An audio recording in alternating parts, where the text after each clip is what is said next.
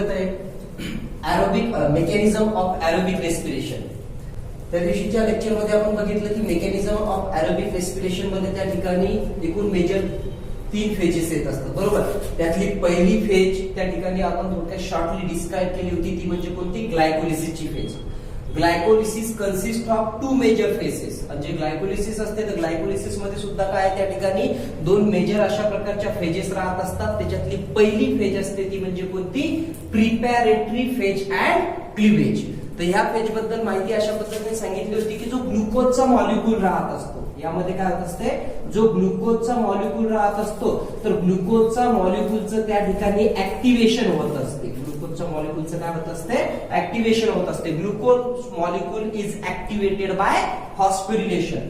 ग्लुकोजच्या मॉलिक्यूलचं ऍक्टिव्हेशन होते आणि ऍक्टिव्हेशन कशामुळे होत असते? कारण ग्लुकोजचा मॉलिक्यूल एटीपीच्या मॉलिक्यूल मार्फत त्या ठिकाणी फॉस्फोरिलेट होत असतो. ठीक आहे, त्याचं फॉस्फोरिलेशन होत असते. असं झाल्याच्या नंतर त्या ठिकाणी 2 ट्रायोज फॉस्फेट मॉलिक्यूल तयार होत असतात. 2 molecules of triose phosphate. 2 molecule of triose phosphate are form.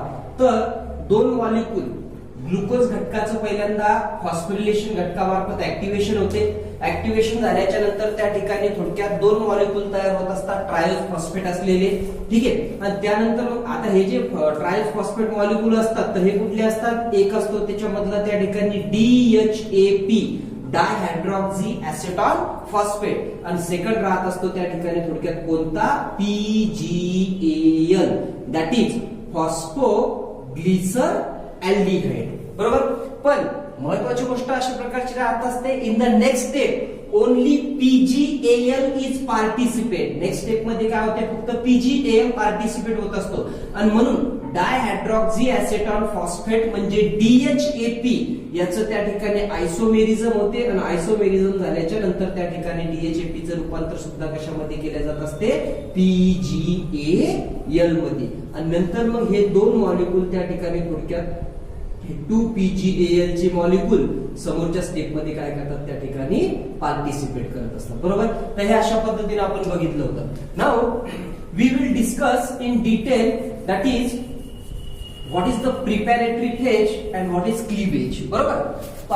तर सर्वात पहिली प्रोसेस राहत असते प्रिपॅरेटरी फेज मधली, ती म्हणजे कोणती? फॉस्फोरिलेशन.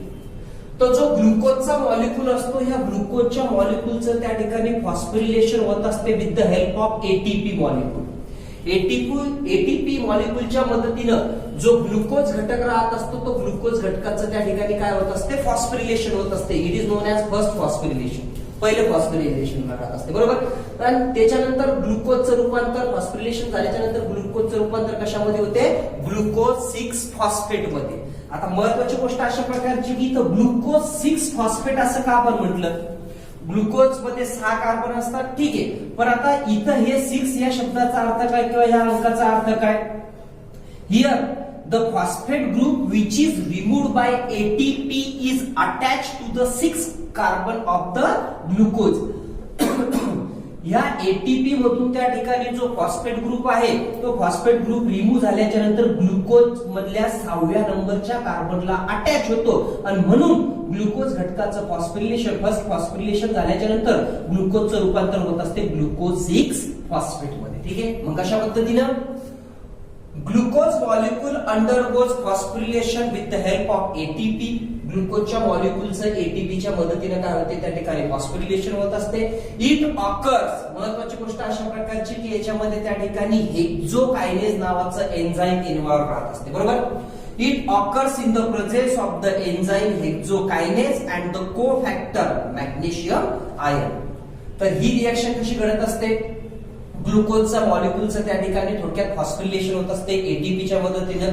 असं होत असताना this reaction occurs or this reaction takes place in the presence of hexokinase and the cofactor magnesium ion. In this आता याच्यामध्ये घडतंय काय?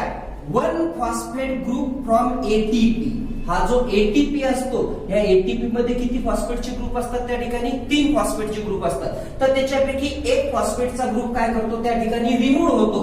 In this 1 phosphate group from ATP is remove to produce glucose 6 phosphate. तर ह्या ATP मधला remove झालेला जो एक फॉस्फेट असतो तो त्या ठिकाणी काय करतो, ग्लुकोज घटकासोबत ऍड होतो, म्हणजे ग्लुकोजच्या 6व्या नंबरच्या कार्बनला अटॅच होत असतो आणि म्हणून त्याचं रूपांतर कशामध्ये होत असते, ग्लुकोजचं ग्लुकोज 6 फॉस्फेट मध्ये. अँड याच्यामधून एटीपी मधून त्या ठिकाणी एक फॉस्फेट निघून गेल्याच्या नंतर एटीपीचं रूपांतर कशामध्ये होणार, एडीपी मध्ये होणार. बरोबर. The third phosphate group of ATP gets attached to the 6 carbon or glucose. आणि याच्यामधून बाहेर पडलेला जो थर्ड फॉस्फेट ग्रुप असतो तो ग्लुकोजच्या 6व्या नंबरच्या कार्बनला काय करतो, त्या ठिकाणी अटॅच होतो आणि म्हणून त्याला म्हणतो आपण ग्लुकोज 6 फॉस्फेट. ग्लुकोज रिएक्शन कशा पद्धतीने लिहायची, ग्लुकोज प्लस एटीपी. एन्झाइम कोणता असते, hexokinase. In the presence of cofactor magnesium ion it gives glucose 6 phosphate plus AD. ठीक आहे. तर ही असते त्या ठिकाणी पहिलं फॉस्फोरिलेशन. सेकंड प्रोसेस राहत असते त्या ठिकाणी प्रिपॅरेटरी फेज मधली, ती म्हणजे कोणती, आयसोमेरिझेशन. आता आयसोमेरिझेशन म्हणजे काय, तुम्हाला माहिती आहे की आयसोमर म्हणजे नेमकी कशा प्रकारचे राहत असतात, की समजा आता एक ग्लुकोज आहे, ग्लुकोजच्या बाबतीमध्ये आपण ग्लुकोजचा जर फॉर्म्युला लिहिला तर C6H12O6 आणि दुसरा घटक कोणता आहे त्या ठिकाणी फ्रुक्टोज आहे. फ्रुक्टोजचा फॉर्म्युला लिहिलं तर काय आहे, C6H12O6. बरोबर. या दोन्हीमध्ये डिफरन्स तर काहीच नाही दिसायला लागला, दोन्ही फॉर्म्युले सारखे दिसायला लागले, पण त्यांचे स्ट्रक्चर मात्र त्या ठिकाणी कसे राहत असतात, डिफरंट राहत असतात आणि म्हणून ते त्या ठिकाणी एकमेकांचे आयसोमर झाले. बरोबर. तर सेकंड त्या ठिकाणी प्रिपॅरेटरी फेज मधली सेकंड स्टेप राहत असते कोणती, आयसोमेरिझेशन. मग आता या स्टेप मध्ये नेमकं घडते काय बघा इथं. हा जो ग्लुकोज 6 फॉस्फेट आहे याचं आयसोमेरिझेशन होते आणि आयसोमेरिझेशन झाल्याच्या नंतर ग्लुकोज 6 फॉस्फेटचं रूपांतर होत असते कशामध्ये, फ्रुक्टोज 6 फॉस्फेट मध्ये. ठीक आहे. Glucose 6 phosphate is converted into its isomer namely fructose 6 phosphate. It occurs in the presence of the enzyme phosphoglucoisomerase. म्हणजे जो ग्लुकोज 6 फॉस्फेट असतो तर त्याचं त्या ठिकाणी त्याच्या आयसोमर मध्ये म्हणजे फ्रुक्टोज 6 फॉस्फेट मध्ये रूपांतर केले जात असते. हे रूपांतर कशाच्या प्रेझेन्स मध्ये होत असते, एका एन्झाइमच्या प्रेझेन्स मध्ये होत असते, त्याला म्हणतो आपण फॉस्फोग्लुकोआयसोमरेज एन्झाइम. ठीक आहे. म्हणजेच रिएक्शन कशा पद्धतीने लिहू शकतो आपण, ग्लुकोज 6 फॉस्फेट ग्लुकोज 6 फॉस्फेट. आयसोमेरिझेशन व्हायला लागलं कोणत्या कशाच्या प्रेझेन्स मध्ये, फॉस्फोग्लुकोआयसोमरेज एन्झाइमच्या प्रेझेन्स मध्ये. रूपांतर कशामध्ये होते, फ्रुक्टोज 6 फॉस्फेट मध्ये.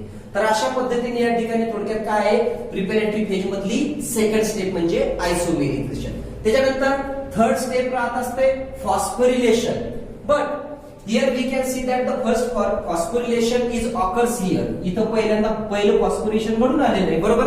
And that's why this is the second phosphorylation. आणि फ्रुक्टोज 6 फॉस्फेटचं परत फॉस्फोरिलेशन होणं म्हणजे त्या ठिकाणी थोडक्यात प्रिपॅरेटरी फेज मधलं सेकंड फॉस्फोरिलेशन. मग यामध्ये काय राहते, during reaction fructose 6 phosphate is further phosphorylated. Fructose 6 phosphate is further phosphorylated म्हणजे परत त्या ठिकाणी फ्रुक्टोज 6 फॉस्फेटचं काय होत असते, फॉस्फोरिलेशन होत असते. कशाच्या मदतीनं, सेम मॉलिक्यूल एटीपीच्या मदतीनं. बरोबर. During reaction fructose 6 phosphate is further phosphorylated by ATP molecule to give fructose 1,6 diphosphate. आता इथे एक गोष्ट महत्वाची काय सांगितलेलं आहे, during reaction fructose 6 phosphate is further phosphorylated by ATP molecule to give fructose 1,6 diphosphate.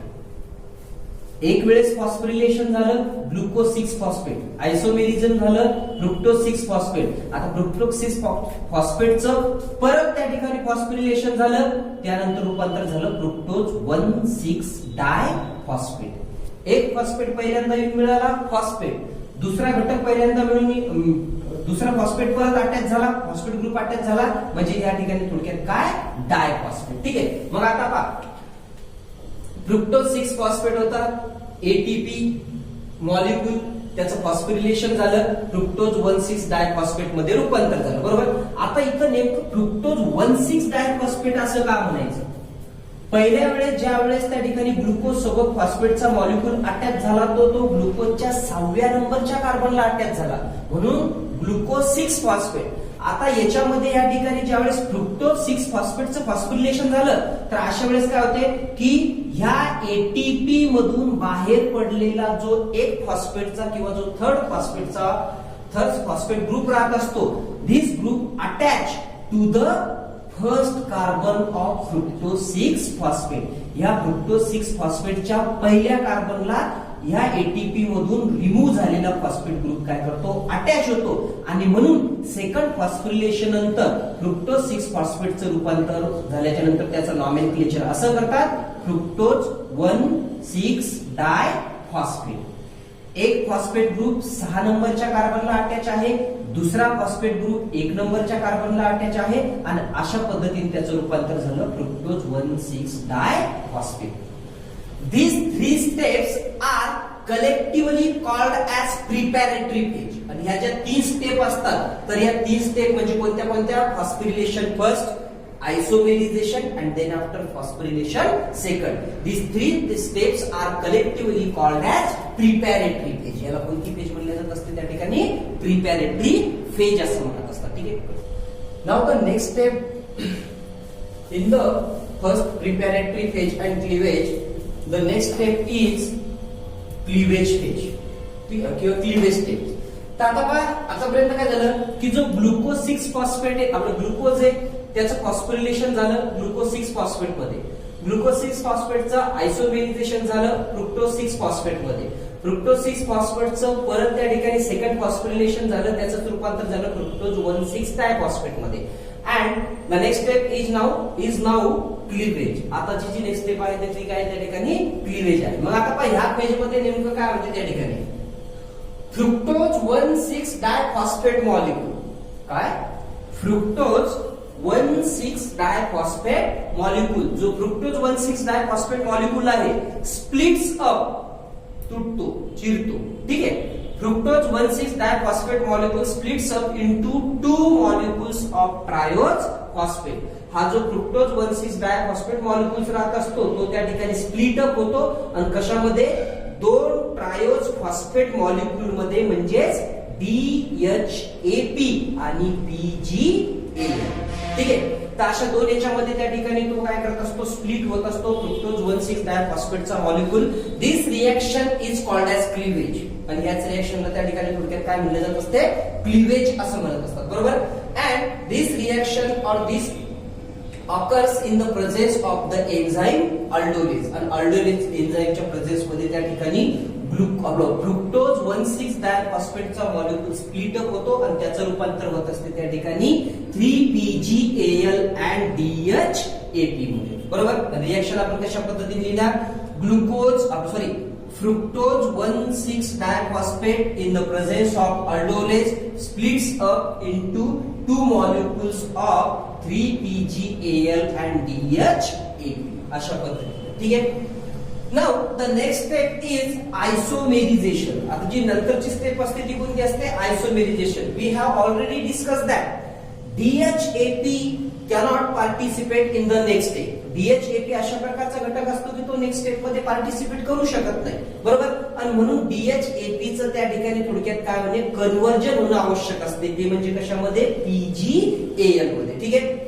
We know that DHAP and PGAL are isomers of each other and they are interconvertible.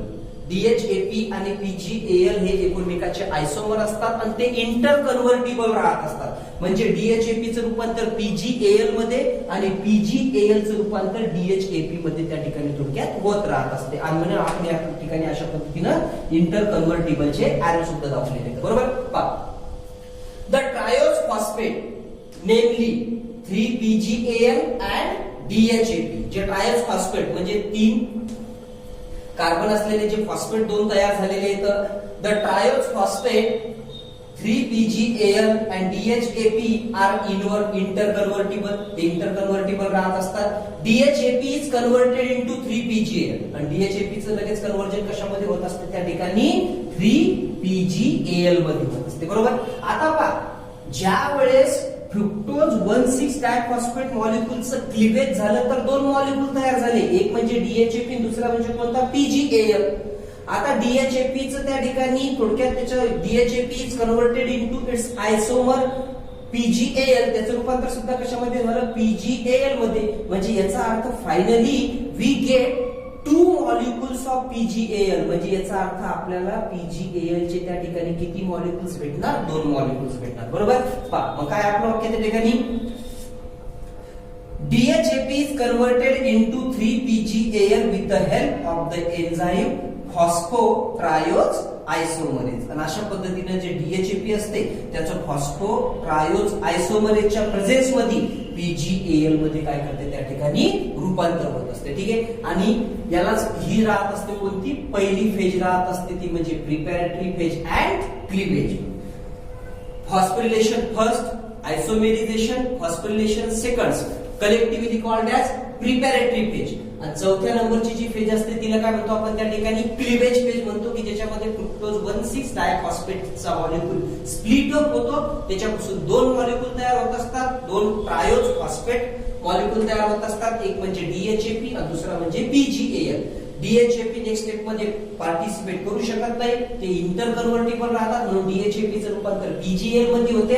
आणि at the last DHAP चं रूपांतर PGAL मध्ये झालं की आपल्याला PGAL चे त्या ठिकाणी थोडक्यात काय करत असतात, 2 मॉलिक्यूल भेटत असतात. ठीक आहे. तर अशा पद्धतीने ग्लायकोलिसिस फेज मधली जी पहिली फेज आहे ती म्हणजे कोणती, प्रिपॅरेटरी फेज आणि क्लीवेज फेज असते. ठीक आहे.